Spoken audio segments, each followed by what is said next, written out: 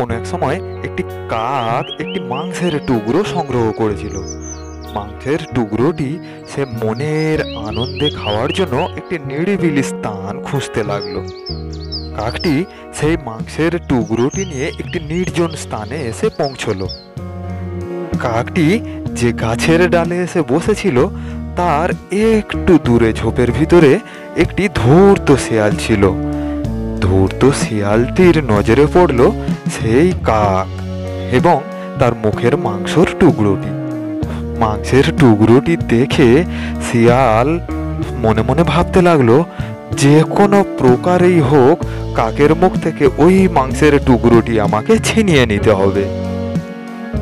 কাকের মুখের মাংসের টুকরোটি দেখে ধূর্ত শিয়ালের ভীষণ লোভ হলো। ঠিক তেমনই চিন্তা ভাবনা করে শিয়ালটি সেই গাছের তলায় এসে কাককে উদ্দেশ্য করে বলতে লাগলো, কি অপরূপ দেখতে, কত সুন্দর চিকন গায়ের রং।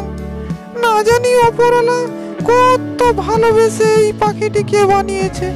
আহা, আমার চোখ জুড়িয়ে যায়। এত সুন্দর পাখি আমি আগে কখনো দেখিনি।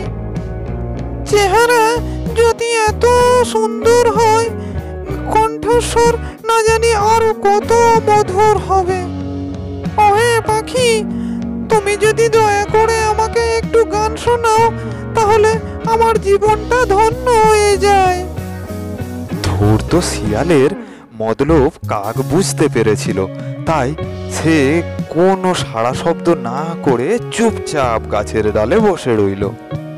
শিয়ালের কথায় কাক কোনো উত্তর না দেওয়ায় শিয়াল আবার তাকে উদ্দেশ্য করে বলতে লাগলো, অপরওয়ালা এই পাখিটিকে এত সুন্দর রূপ ঢেলে দিয়েছে যা দেখে আমার চোখ জুড়িয়ে যায়।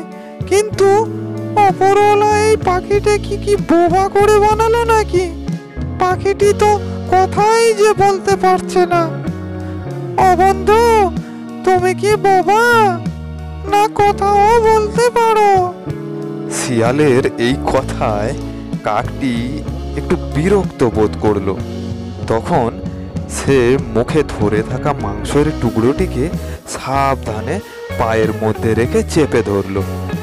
এইবারে সে শিয়ালের কথার জবাব দিল,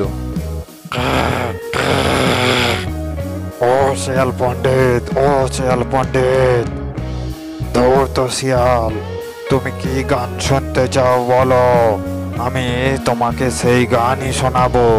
বলো তুমি কি গান শুনতে চাও? ধূর্ত শিয়াল বুঝতে পারলো কাক তার চালাকি ধরে ফেলেছে, তাই সে দেরি না করে সেইখান থেকে চলে গেল।